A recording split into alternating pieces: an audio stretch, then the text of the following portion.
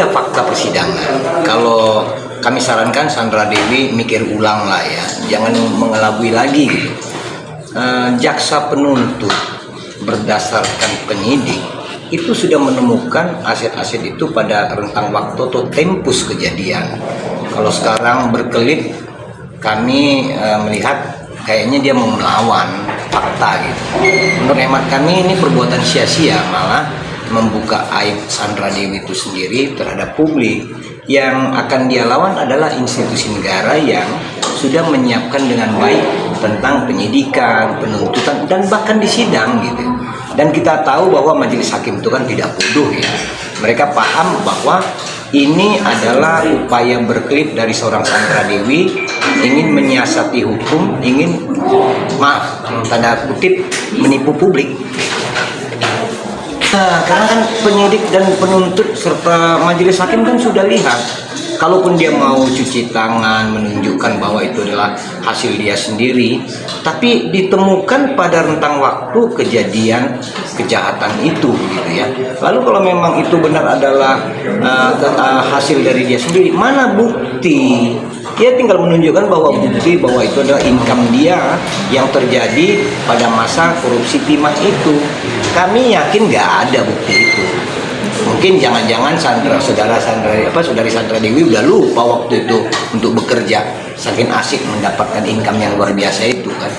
Saran kami, Bu Sandra Dewi gak usah ngibul deh, selesaiin aja, ntar lu jatuh lagi.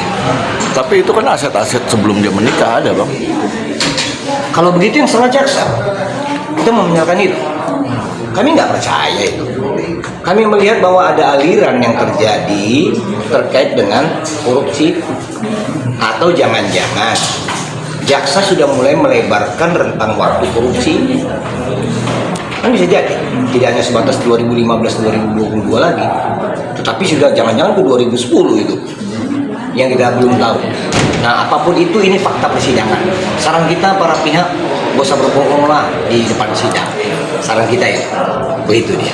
Jadi kawan-kawan infotainment bisa lihat, kawan-kawan wartawan bisa lihat bahwa siapa yang berbohong akan ketahuan bohongnya gitu.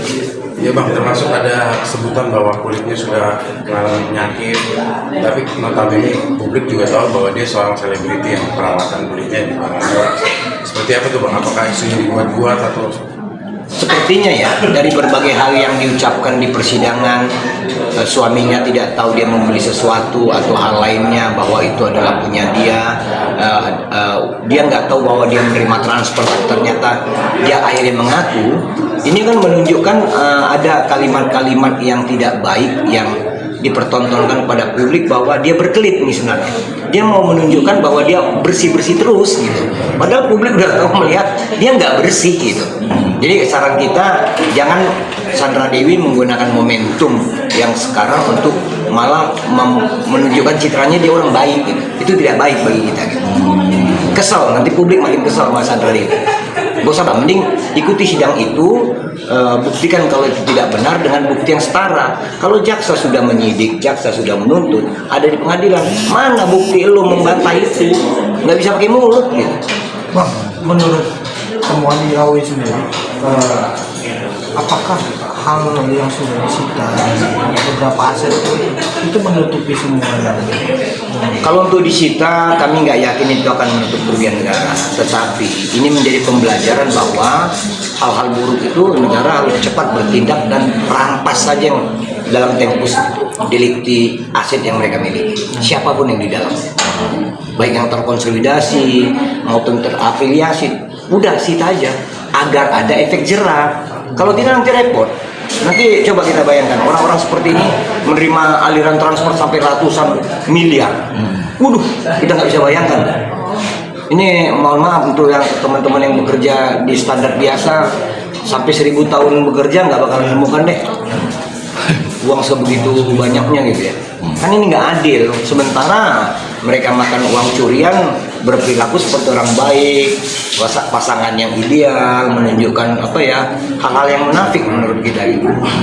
Saran kita, Sandra Dewi berhentilah munafikun gitu ya. Udah bicara jujur aja lah gitu. Ngaku kalau ya itu benar. Nanti takutnya dibuktikan jaksa, ente malu. Jaksa itu cerdik, pinter, punya resources untuk membuktikan itu. Abang, sejauh mana abang hasil audit abang untuk harta dari Sandra Dewi? Sejauh apa abang bisa mengetahui? Seluruh yang dibeli pada tempus kejadian yang dituduhkan oleh negara yaitu jaksa itu terafiliasi dengan korupsi. Semua. Sejauh yang dibeli dalam tempus itu. Lihat aja uang itu glamornya luar biasa. Modusnya mencuri bagaimana, memindahkan uang bagaimana, udah dibuka kok. Sekarang kok mau berkelit? Kami memberi nasihat. Sandra Dewi, jangan percaya orang yang memberi Anda masukan untuk berkelit di pengadilan, berbahaya. Apakah itu akan mempengaruhi hasil sidang, Bang? Putusan vonis nanti? Mohon maaf, mungkin Sandra Dewi baru sekali di sidang, jadi saksi, suaminya baru sekali tersangka. Hakim majelis hakim ini sudah ribuan kali bersidang, tahu karakter penjahat. Nggak lebih pintar Sandra Dewi dari majelis hakim. Saran kita nggak usah deh yang aneh-aneh gitu. Ini saran kita. Thank you.